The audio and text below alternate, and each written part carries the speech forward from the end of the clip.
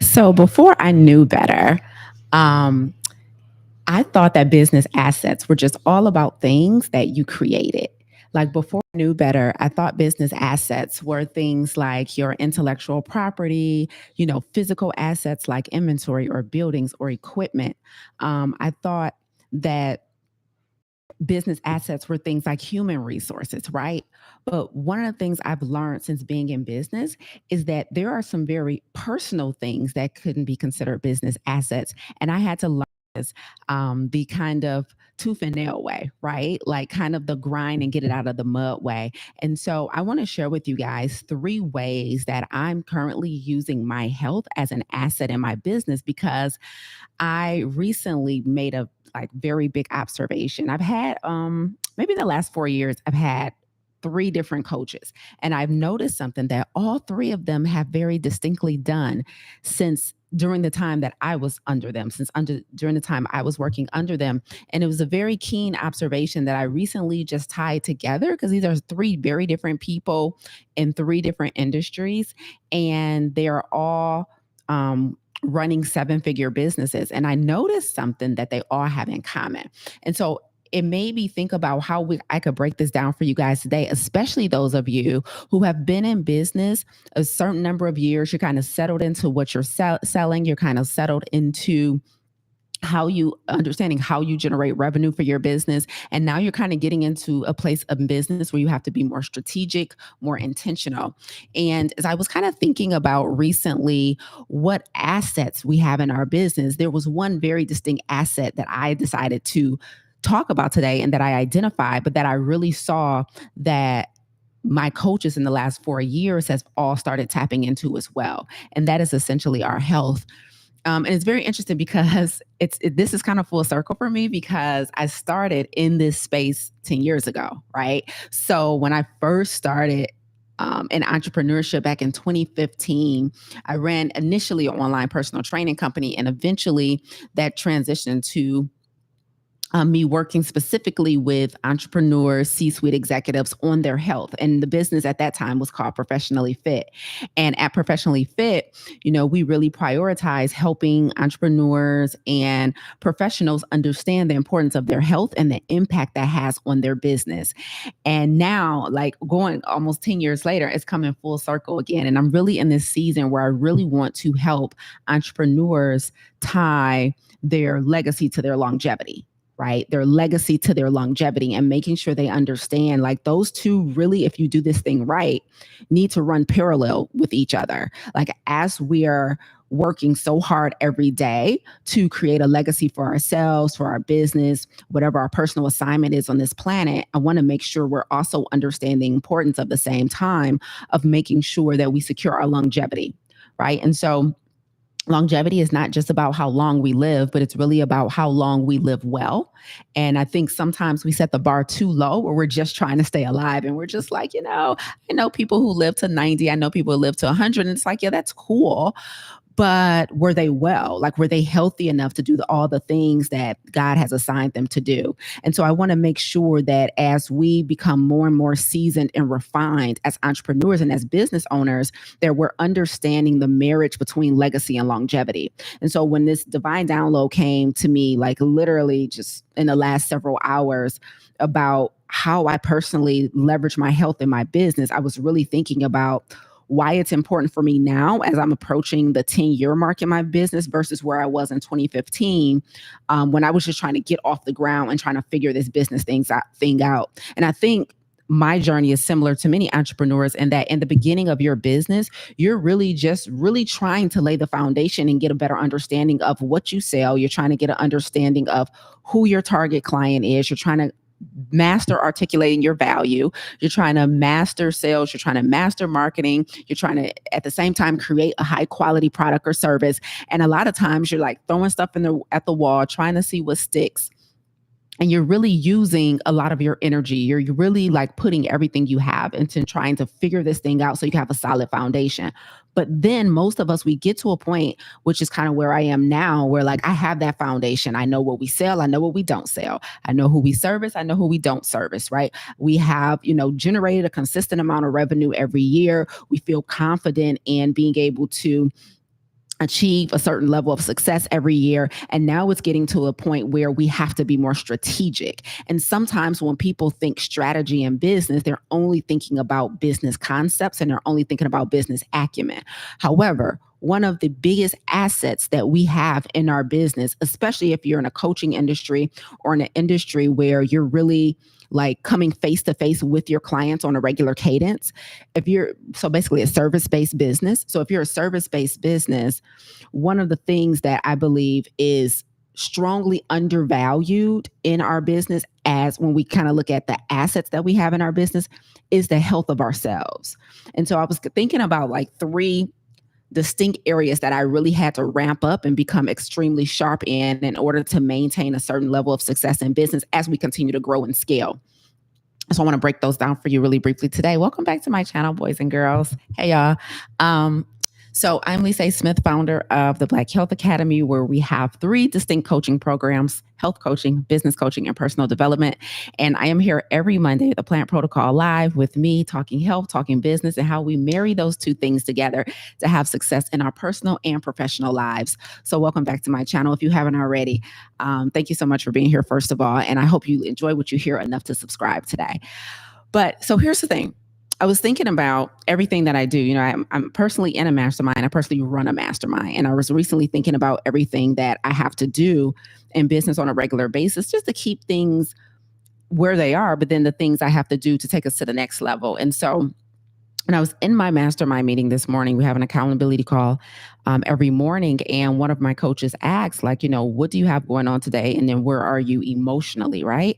And I was very proud to respond to that question and talk about how clear I was and how much mental clarity I had, because I have to do a lot of creation over the next several days. I have several classes I have to teach. I have some talks I have to give. And I was really thinking about all the content that I need to create for those things to be effective.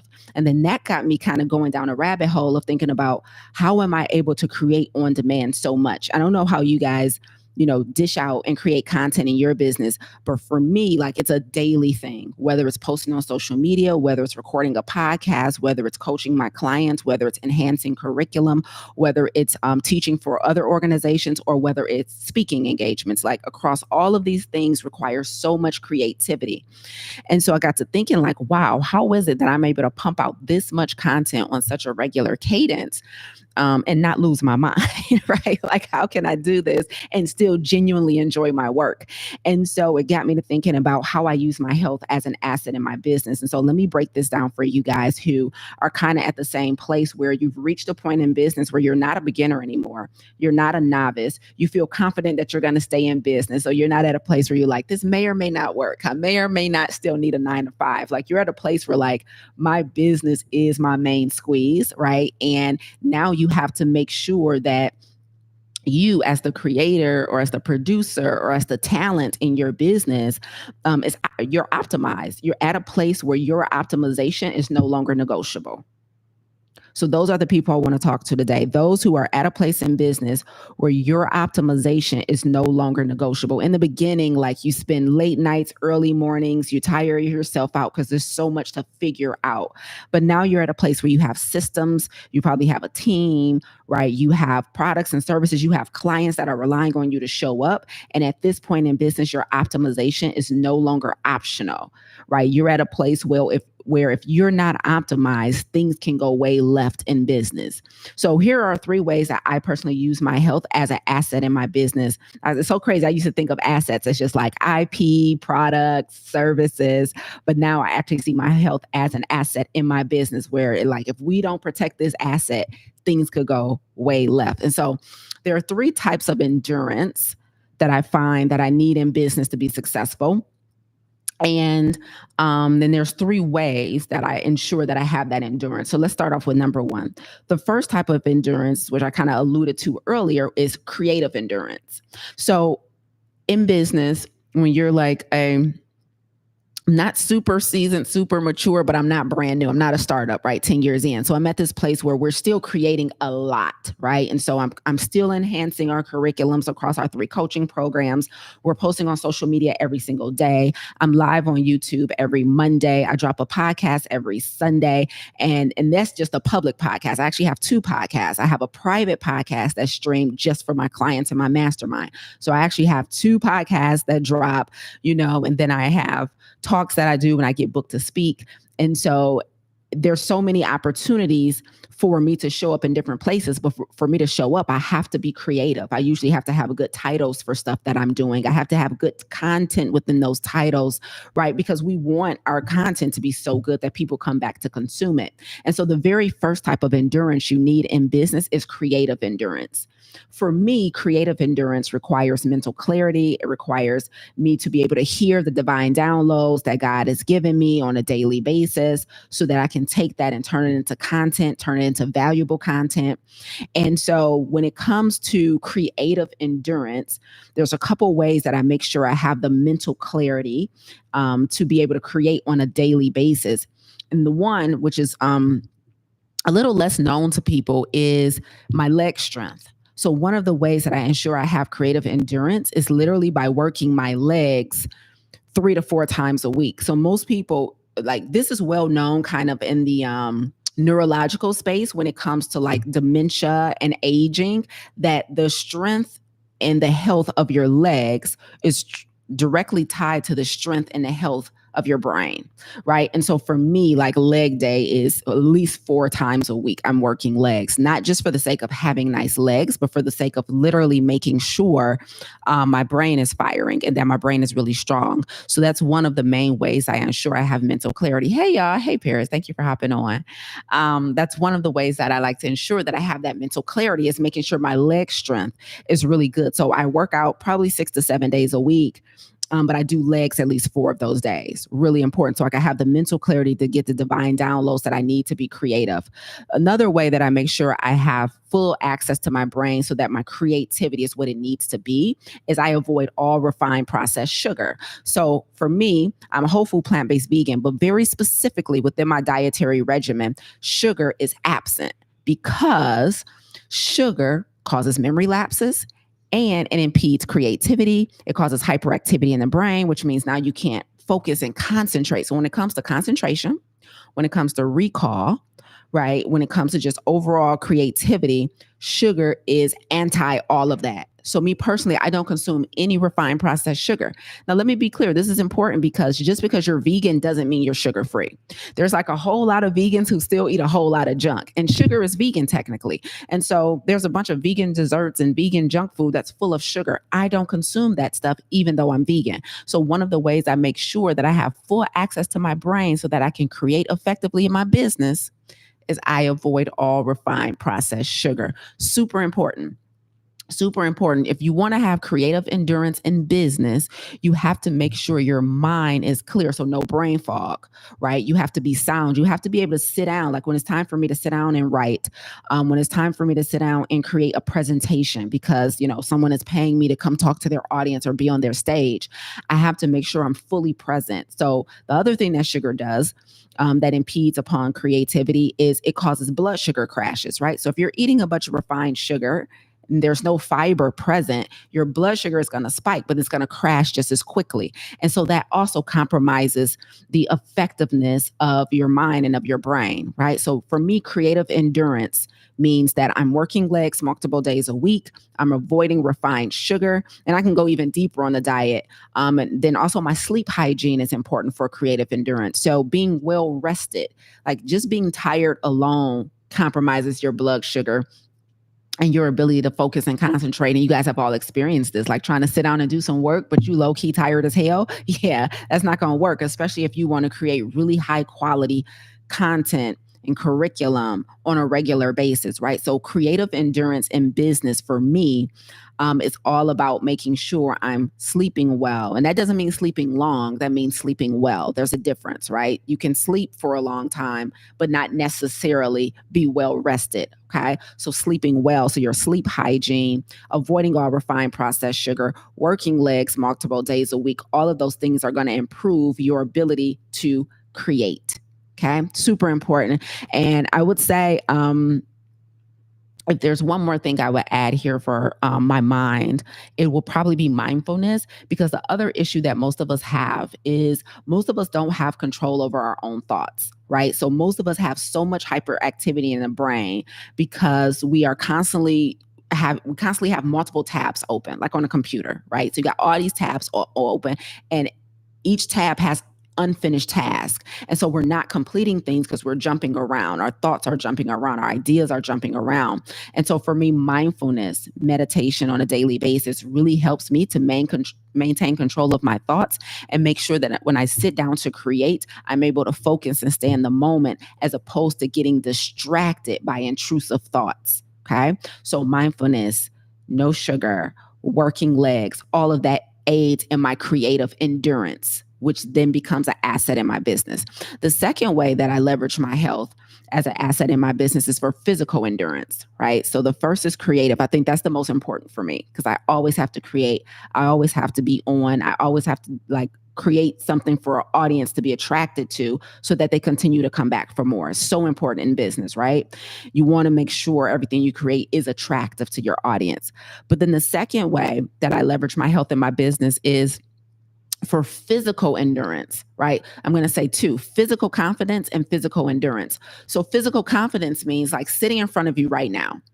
I'm physically confident in my body so that I'm not shying away from the camera or the mic. Some people have so many insecurities physically that they're unable to show up in their business repeatedly and consistently, right? Because they're seeing themselves on camera, they don't like what they see, and it causes them to shy away and say stuff like, I can't do this. I like to play the background. I'm meant for the background. I'm more of a behind the scenes kind of person.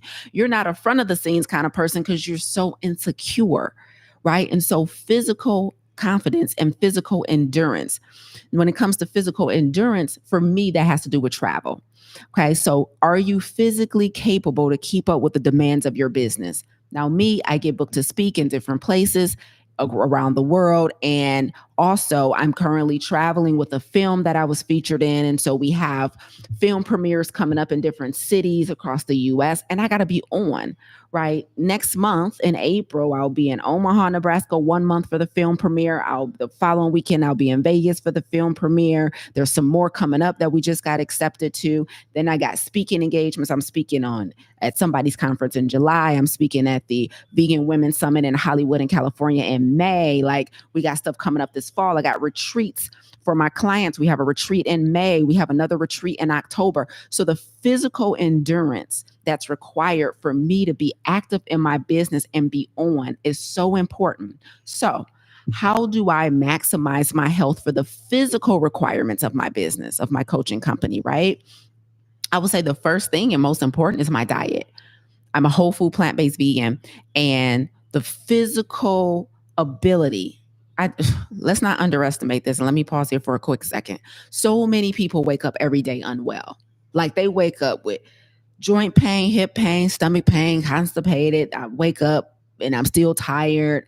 They're overweight, so they can't move as fluidly and easily as they would like to. Going up and down steps tires them out. Running to catch a plane is out of the question. Insecurities about, what they look like on a stage. And so that takes up mental real estate, and they're not able to perform because they're partially distracted about what they look like and what people think of them. Like, your physical, I feel y'all on the equality and on body positivity, but let's just be clear, okay? Number one, being overweight is unhealthy. Full stop. I don't know why we think excess visceral fat on our body that there's no risk associated with that. I don't care if you do or don't have a diagnosis. I don't care if you are or aren't on medication. Having excess visceral fat surrounding your organs is a health risk. period. So yeah, shout out to the body positivity people. I get it. And then let's also be clear, the mental anguish of being overweight when you don't want to be. I get some of y'all want to be overweight, go for it. I'm talking about y'all who are overweight and don't want to be. The mental anguish and the mental real estate that comes with being overweight, and the insecurities and the stress and the thinking about what you look like and got to find stuff that's flattering to wear, and I'm saying this from somebody who used to be overweight. So this is not me. This is not theoretical. I used to be over 65 pounds overweight. And it wasn't until I lost it that I was able to buy back the mental real estate. Like, one of the things I tell some of our clients in our coaching programs is I lost weight because I got sick of thinking about losing weight. Okay. So when I lost the weight, I could stop thinking about losing weight. And I was able to buy back some of my time, buy back some of my mental real estate. The physical endurance and the physical requirements of your business simply require you to take better care of your physical health, period. In a business, a lot of times we're like, go, go, go. I'm trying to get this thing off the ground. I ain't got time to eat. I don't have time to sleep. I don't have time to drink water. Like, I get it, right? Sometimes you're in a season where you're traveling a lot. Business is good. Business is booming. But I'm telling you right now, somebody in your industry will surpass you, can surpass you, just because they can physically endure the demands of the business better than you, period.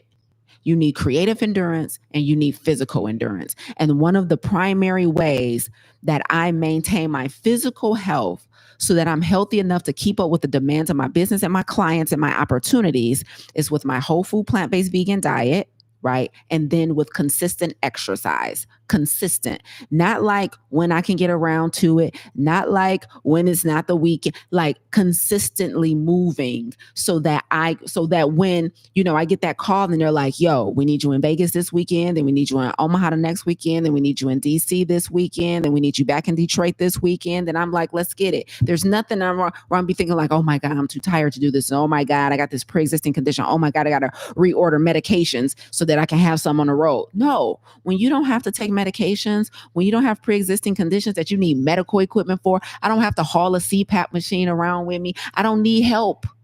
I don't need help outside of what God created. You know how much of a blessing that is? And I need you guys to prioritize having that same luxury, right? And so that requires you to get up every day, move your body, and put fuel in your body that's designed to help you be better and doesn't compromise your health, right? So for me, it's a whole food, plant-based vegan lifestyle. It is physical exercise on a regular basis so that I have, number one, the physical endurance to keep up with the demands of business. But number two, I have the body confidence to show up publicly in my business, right? So I put my hot little number on, sashay across somebody's stage, sashay across somebody's red carpet, because it's never nothing. If she called me tonight and was like, I need you somewhere tomorrow. If she called me tonight and was like, I need you back in Cali tomorrow to come do this talk back for the film, I got my little black number ready to go. I don't have to like, oh, give me 2 weeks to work out and try to lose a few pounds. Like, you got to be ready, right? And so your business requires this of you, and we got to stay ready. So that's number two, my physical endurance and my physical body confidence. I leverage that as an asset in my business by using my diet and using exercise. And the third one, this is so important. The third type of endurance that you need to have success when you are seasoned in business is emotional endurance. Okay. So first we have creative endurance. Second, we have physical endurance. And third, we have emotional endurance. Now, when it comes to emotional endurance, this means that entrepreneurship is truly, guys, can be an emotional roller coaster. It really can, because we only eat what we kill, and we have to hunt every day. We only eat what we kill, and we have to hunt every single day. So that means that everything that I create, I don't have the luxury of letting my work be good this week, so next week, kind of all right the following week, and back to excellent the fourth week. Like, I had that luxury when I was in a 9-to-5. Like, in a 9-to-5, you can unfortunately get away with your work being, mediocre, kind of vacillating between, average, good, and great. When you're working for somebody else, sometimes you can get away with vacillating between average, good, and great. When you work for yourself, it's got to be great every day.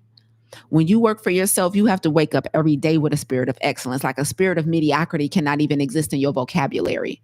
That requires emotional endurance, because if you just like the day before got that email that told you no thank you on that big pitch you had did, if you just an hour before got off a sales call with a client who was like, nah, not right now, I can't afford it, and that happens to just be the fourth person this week that told you they can't afford it, and you now tomorrow got to show up on somebody's stage like everything is good. You now tomorrow got to go into this next sales call, this next pitch, as if everybody before them have told you yes. You can't go on with that same no, the residue of that no on you, right? That requires emotional endurance. That requires emotional intelligence.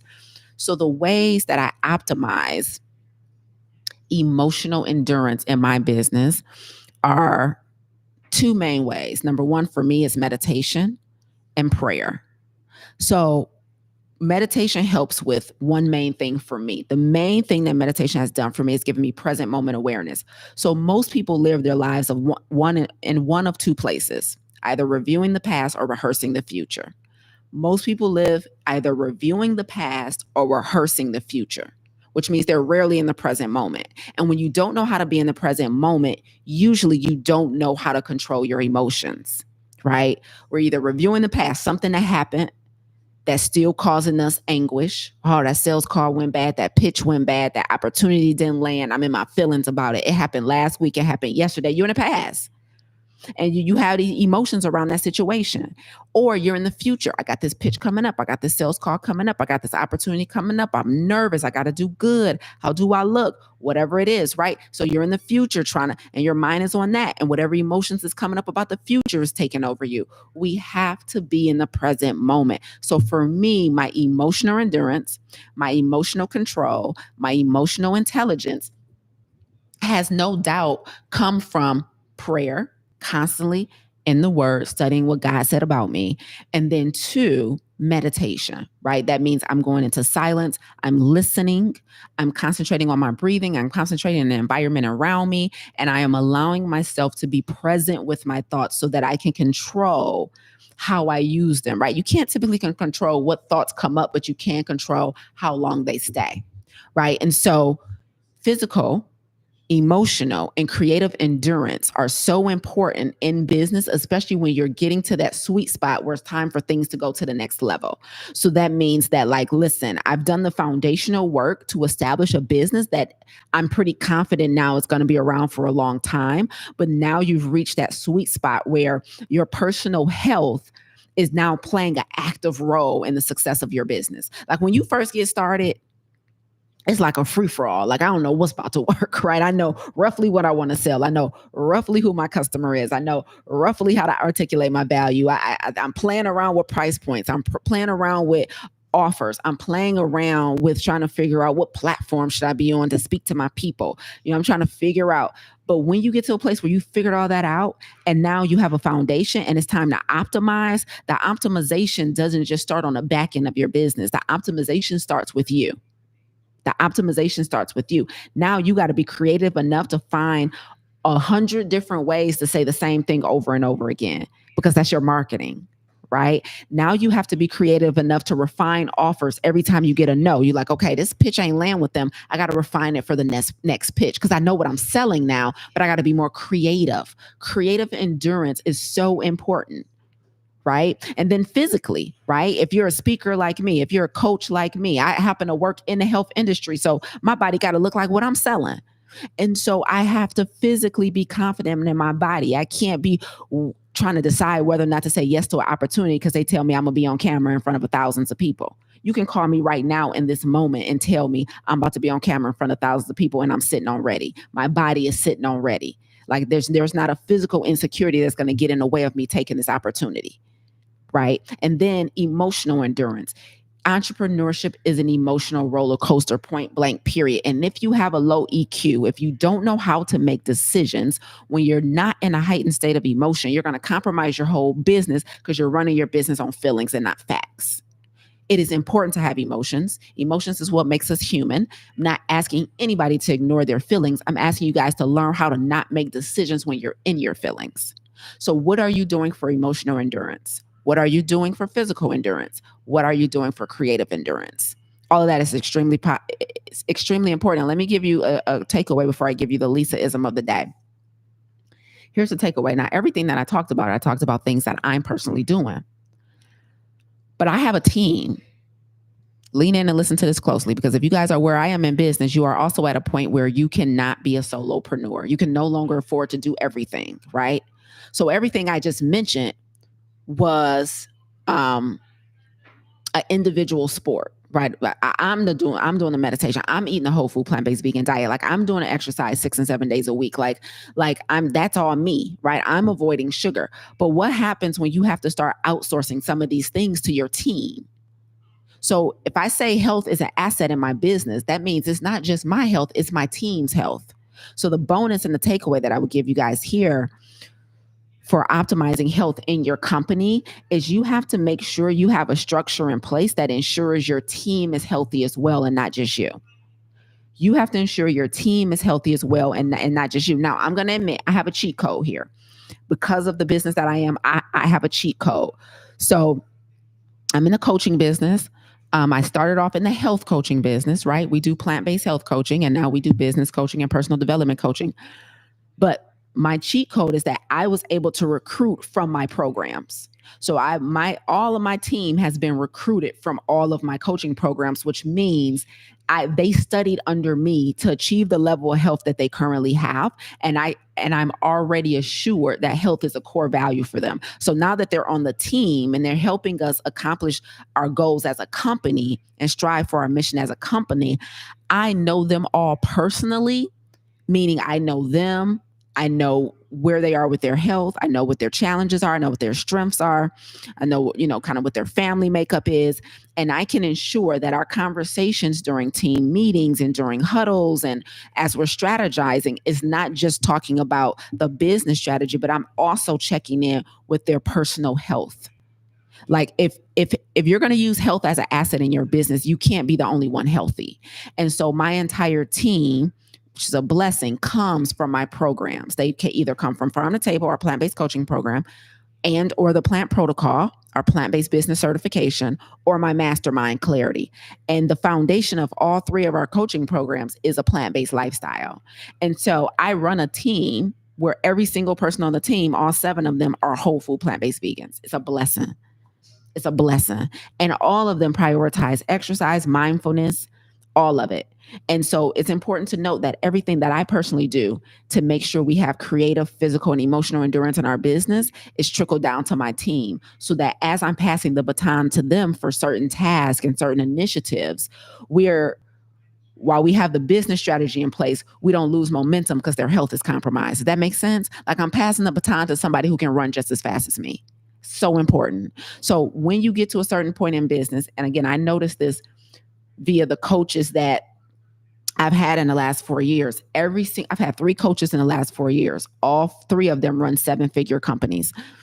All 3 of them, I've watched them in real time. I watched them turn the dial up on their personal health at some point so that business can go to a new level. And I'm like, what a blessing that I'm doing this at this stage before I reach the multi-7-figure mark, 8-figure mark, because this is already going to be a core value. So I won't have to spend as much time mastering it later.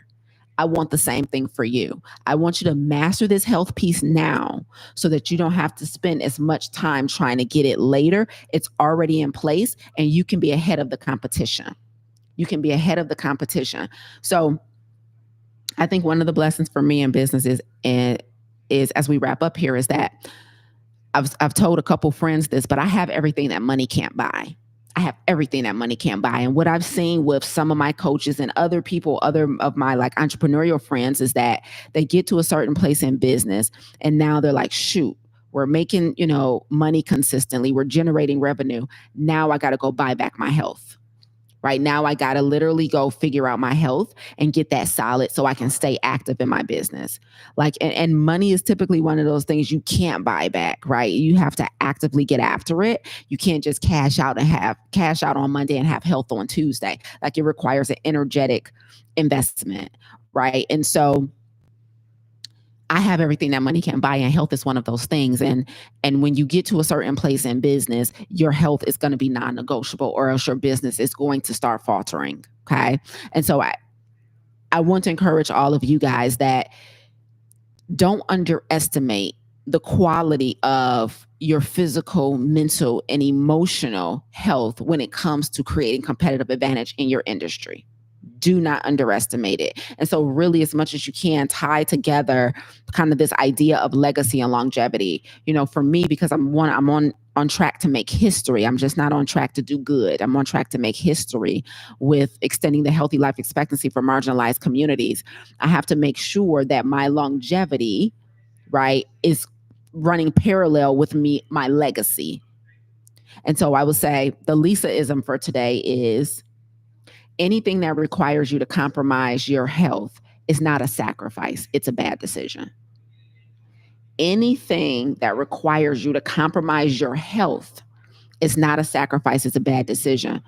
What we have done historically is call sacrificing our health, like calling bad health a sacrifice. Like, oh, I sacrificed my health. I built this business, but now I'm overweight, or I got this condition, or I'm dealing with crippling anxiety or depression, or my relationships are all screwed up. Like, anything that requires you to compromise your health is not a sacrifice. We have to stop using sacrifice the wrong way. If your health is compromised for the sake of making money, it was a bad decision. It was not a sacrifice. It was a horrible decision. Like, oh yeah, I just chugged energy drinks and coffee and ran off of donuts and fast food for 6 years to build this business. That was not a sacrifice. It was a bad decision, bro. Like, what are you talking about? Like, yeah, completely. Like, my marriage is hanging on by a shoestring. My relationship with my kids and my family and friends are barely visible.